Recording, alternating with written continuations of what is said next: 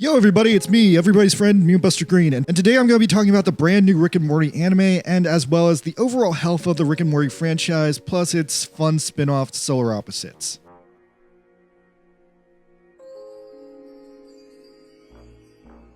Alright, so a lot of people have been dunking on Rick and Morty the anime, calling it unfunny, dead on arrival, and seemingly wondering out loud to themselves if the Rick and Morty trend is basically over, or at the very least it's finally been surpassed by its spin-off The Solar Opposites, that conveniently dropped the same day as the Rick and Morty anime, with an entire binge-worthy season on Hulu, where they are gayer and more entertaining than ever. However, I know a lot about anime, and I think the Rick and Morty anime is winding up to something really big. I think they're going to cook up something awesome, but you gotta be patient. And alright, that's a lot to go over, so let's go over how we got here and contemplate the story of everything up to now, because it's not that long a story. But the story does come off of the dramatic firing of Justin Roiland that interestingly altered the future for both of these shows forever and altered the reality that we all live in. So I did a full video reacting to the situation as it was originally announced. I haven't checked if that video has aged gracefully or not.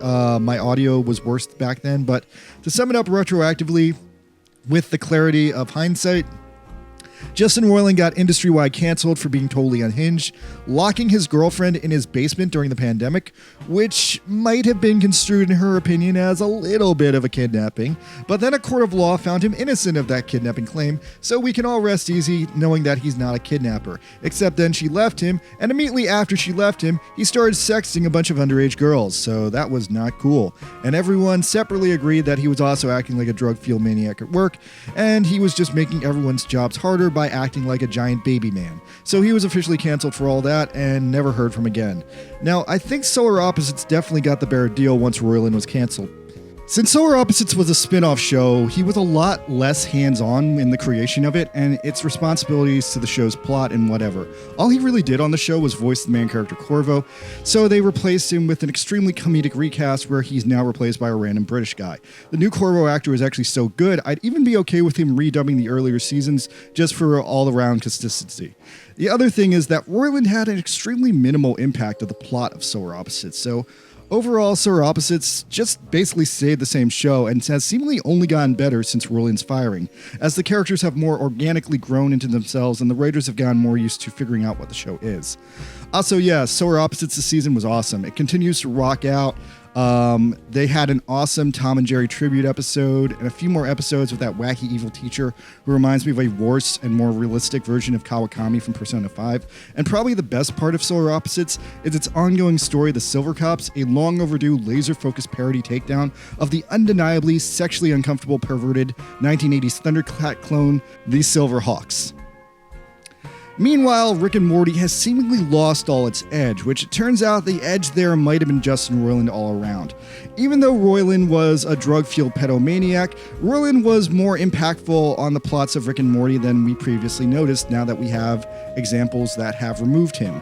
I think one of the things that made the early seasons of the show work was its unique combination of Dan Harmon's intelligent plots and storylines mixed with Roiland's random gross-out stupid humor shit, and his penchant for throwing in dumb and poorly conceived characters that Harmon's more thought-out intelligent characters then had to work with and around. Through over the course of the show, more frequently than not, Roiland was a voice of chaos keeping the show interesting. Although, again, his downfall was kind of inevitable, and if you review the later seasons, Roiland was definitely losing his edge as time went on, because in the later seasons he would lazily turn in just jokes about character X plus Y making a gross incest monster baby, which really happened a lot lately if you compare the later seasons. Like, look at all these, incest monster babies. There's, more than 3 of them. In the most recent Season 7, Roiland's absence could definitely be felt because there were no new episodes that introduced any more of these new chaotic characters or plot lines, focusing exclusively on exploring the canon and the lore of what had already been created, essentially feeling like the show suddenly got more serious in Roiland's absence, or rather Rick and Morty has gone on Ritalin as some fans have described it. So yeah, in that atmosphere, we now have the Rick and Morty anime. And the Rick and Morty anime is coming out when the show has already kind of soured in public opinion, and the public already had a low opinion of it from the get-go due to the show's mostly toxic fan base. And unfortunately, that toxic fan base seems to finally be growing up and seemingly growing out of love with the show and seemingly mad that the show just isn't the same with Roiland throwing his juvenile, chaotic, dumb, edgy shit into the plot.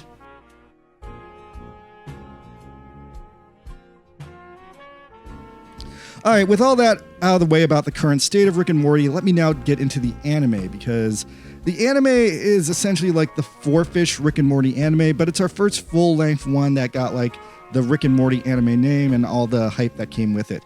So how we got to Rick and Morty anime is kind of a complicated story. In 2020, there was a first Rick and Morty anime short film called Samurai and Shogun, which was essentially just a Rick and Morty themed parody of Lone Wolf and Cub. Cold ripoff, nothing new. It had nothing to do with anything and was just one of the many weird Rick and Morty spin-off short films that Adult Swim made for the sake of producing and promoting the show.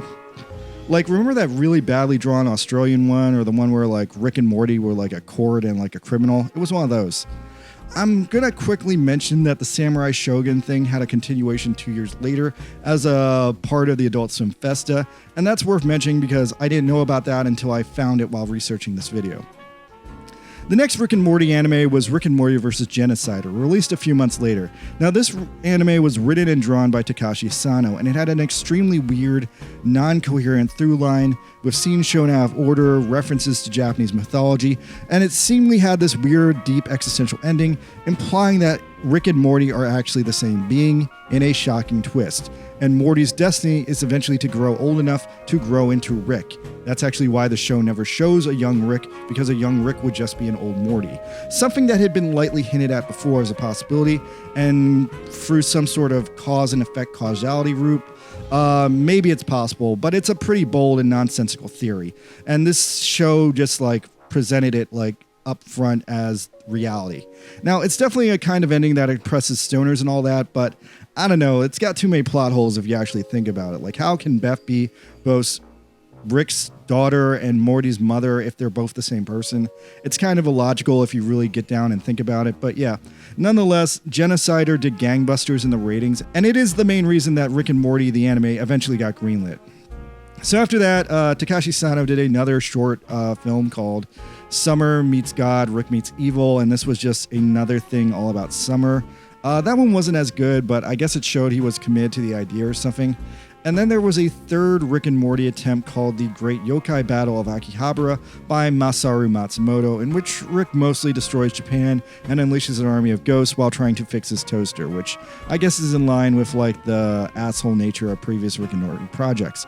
And that finally brings us to now, where we have a finally released full-length Rick and Morty anime, because Cartoon Network has kind of been falling apart lately, and Warner Brothers has been randomly investing harder into anime on the basis that Warner Brothers Japan is doing better with making cooler stuff with smaller budgets. And the project comes out after the weirdly received Suicide Squad anime that people are still divided on, and before the announced to heavy hype Peter Jackson endorsed Lord of the Rings anime, which everyone is excited for as far as I know.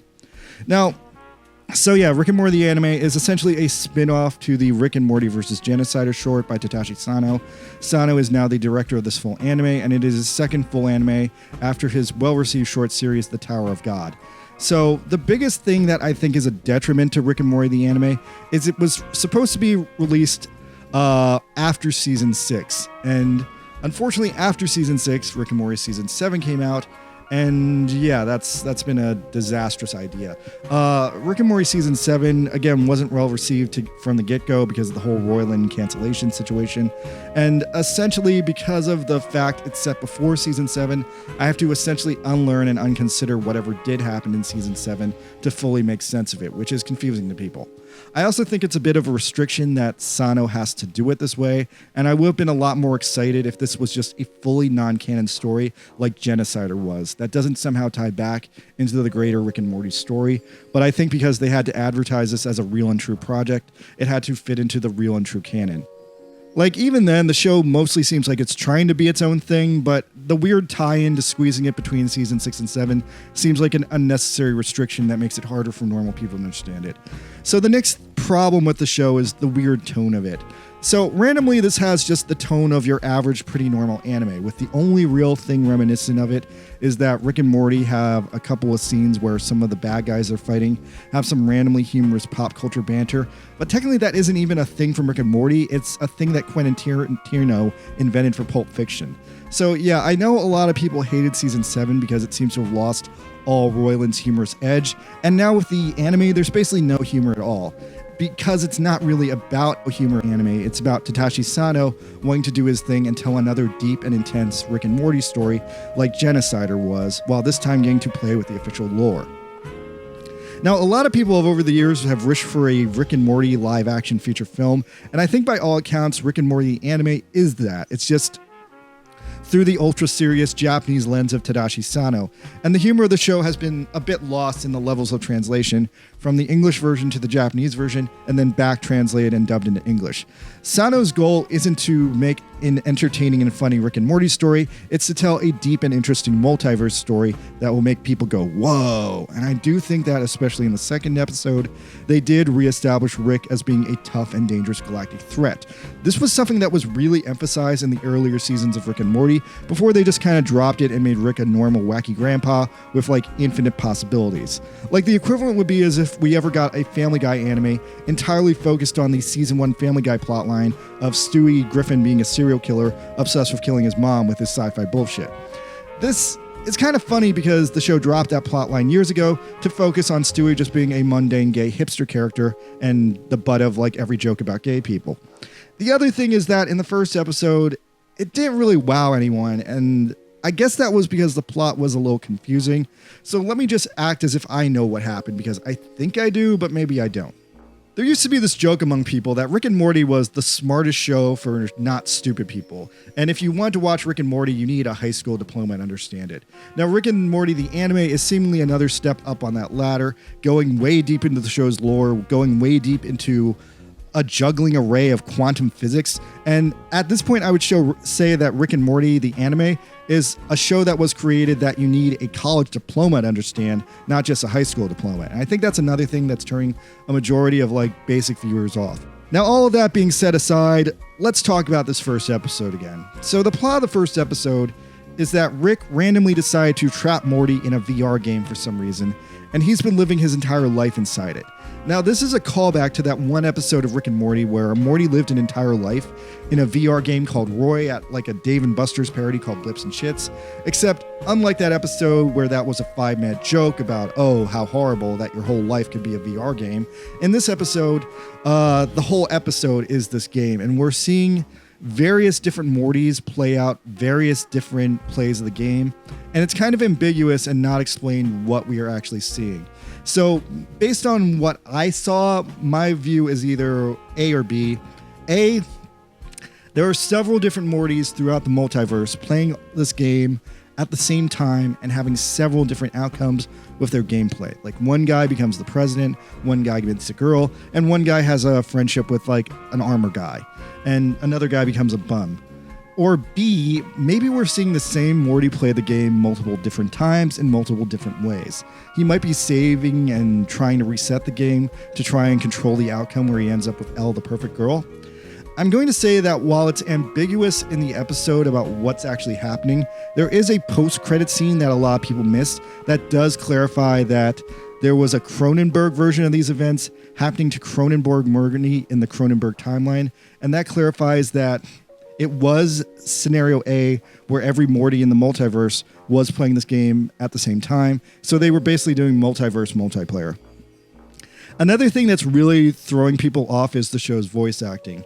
It's a total meta joke that's going over people's heads, but the show is dubbed by veteran anime voice actors who are kind of phoning it in and are otherwise giving the show the vibe of a badly dubbed anime in the 90s, where all the characters sound sort of close to what they're supposed to be, but not exactly alike because they're being dubbed by anime voice actors. Now, it's definitely really confusing to casual and younger viewers of the show, and once again, the fact that it's taking only a year after Roiland's recast on the show that new audiences are not even used to the new voices from season 7. Look, if I'm being real, on season 7, I thought the new Morty sounded 100% the same, but the new Rick was only 80% the same. He had an additional darkness and a tiredness that Roiland didn't have, and I'm not sure if that was done on purpose, but the plan was to make it as close to the old voices as possible, and I think that's kind of a big fail. The last thing fucking up the Rick and Morty anime is it's not anyone's fault aside from HBO Max, but the show is being dropped week to week, and this goes back to the ongoing streaming debate about whether shows are better if they're released week to week or in one big chunk to be binged. Now, famously, this debate has been raging in the anime community for a while, and I think it keenly depends on whether or not the show was designed to be binged or designed to be released week to week. Now, famously, last year, Netflix did a massive disservice to JoJo's Bizarre Adventure Season 6 Stone Ocean by releasing it in a series of bingeable chunks. It completely destroyed the hype and burn around the show, and seemingly jeopardized, if not delayed, the release of JoJo's Season 7 Steel Ball Run, which is supposedly now only happening several years later. Netflix has seemingly learned their lesson from this fiasco and has vowed to release the upcoming Ranma 1/2 remake in a week-by-week structure, which makes sense because both of these shows are based on manga, which famously came out as one volume every week, or with JoJo's, I think it was every month, especially Steel Ball Run. Now, Rick and Morty, the anime, has the opposite problem. This anime was designed to be binged and watched in a single day. And now, when the first episode came out, because it made so little sense, everyone panned it. But then I was hearing this week from my friends, they said that the second episode was a lot better. And what's better about the second episode is the second episode seamlessly flows from the ending of the first episode. There's like literally no loss in time. It's a continuous, one episode ends, the other episode starts with no time loss. It just shifts the focus from Rick and Morty to Rick and Space Beth and tells a story that really flows into the second about how Rick believes in destiny, and for the most part, destiny is kind to him because maybe he's lucky. We also get into a deep backstory lore about Longhair Rick. Longhair Rick is seemingly the original Rick for the universe where Rick and Morty Cronenberged everyone, and this Rick abandoned his family. Since it was lightly teased in episode 1, I'm wondering if this show is going to actually have full stories about all the random characters that we saw in Morty's multiverse game and just bring them up throughout the show. Seeing the second episode really puts into perspective that the show is designed to not only be binged, but binged in a single day. And it's actually the opposite problem that Stone Ocean has. It is reliant that you watch this whole show in a single day and see all those pieces together to fully understand and hear the cohesive story. And that once again puts it at odds with Solar Opposites. Solar Opposites did release their whole season on Hulu in a single day. And while I guess Solar Opposites can be watched episode to episode, each season of Solar Opposites does also flow into an interesting overarching story, especially with the extremely interesting wall side plot which has been going since the first season. Now, I'm optimistically excited Rick and Morty the anime will come to a good end once all the episodes are released. From the 2 episodes I've seen, I am deciding that I'm going to lay off the show until I either hear some more good hype about it or the whole thing is out, and when the whole thing is out, I am planning to binge it in a single day. The way the first 2 episodes are so tightly connected makes it seem like this really is a show that needs to be very carefully binged. So yeah, that's what I'm going to do right now. I'm going to wait till this whole show is out, and I'm going to do a complete series binge. So let me know after this series is fully out if you do want me to come back and review the whole thing in a binge and either validate or vindicate my prediction right now that I think the series is actually going to end in a pretty good place. But that's just what I think, and I might be proven wrong by history. So yeah, let's just keep watching. In the meantime, I'm enjoying what I'm seeing, so keep an open mind, I guess. That's what I gotta say. All right, I was me and Buster Green. Please like and subscribe and leave a comment with what you think about all this, because it's a lot. All right, later.